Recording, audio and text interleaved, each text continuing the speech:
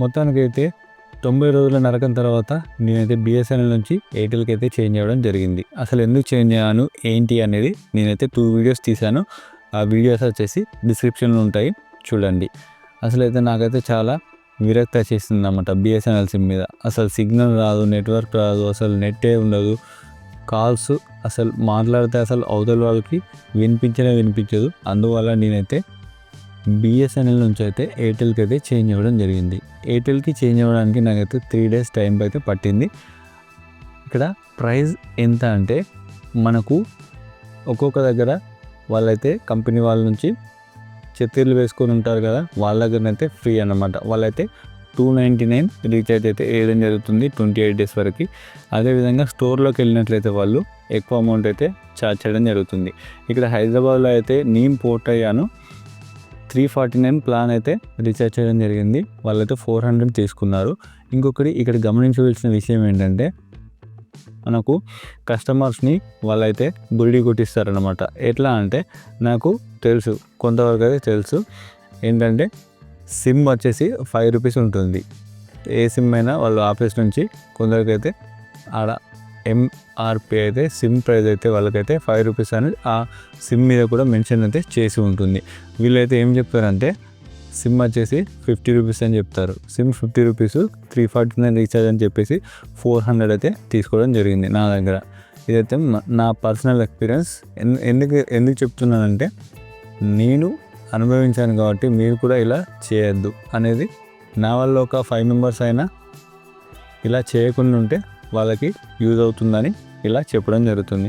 మీరు పోర్ట్ అవ్వాలి అనుకుంటే ఎక్కడైనా చెత్తీర్లు ఇస్తుంటారు కదా కంపెనీ తరఫున, ఎయిర్టెల్ అని, జియో అని, ఇలా అక్కడే పోర్ట్ అవ్వండి. ఎందుకంటే అక్కడ ఫ్రీ ఉంటుంది.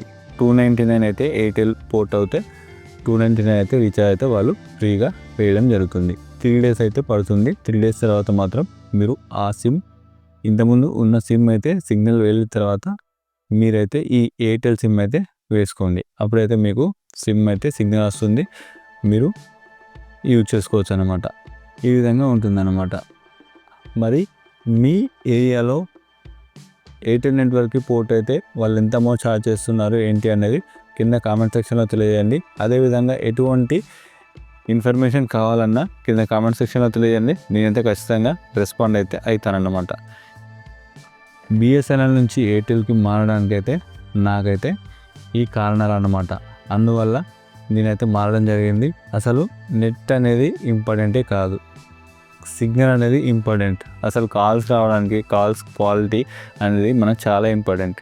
నేను ఉండేది హైదరాబాద్ అనమాట. హైదరాబాద్లోనే ఇలా ఉంటే చుట్టుపక్కల ప్రాంతాల్లో ఎలా ఉంటుందో నాకైతే తెలియదు అనమాట. నాకైతే చిరాకుగా అనిపించింది. అందువల్ల నేను బిఎస్ఎన్ఎల్కి అయితే దండం పెట్టేసి నేనైతే ఎయిర్టెల్కి అయితే షిఫ్ట్ కావడం జరిగింది. ఇప్పుడైతే మనకు సిగ్నల్ వచ్చేసి నెట్ వచ్చేసి పర్ఫెక్ట్ ఉందన్నమాట. ఇంకొకటి వచ్చేసి ఎయిర్టెల్లో మనకి ఏంటంటే స్పామ్ కాల్స్ని అయితే డిటెక్ట్ చేస్తుందన్నమాట. మనకు అక్కడ ఇప్పుడు లోన్ సంబంధించే నెంబర్స్ కానీ ఇంకా ఈఎంఐ సంబంధించి కానీ చాలామందికి అయితే చేస్తూ ఉంటారు కదా కాల్ కంపెనీ నుంచి.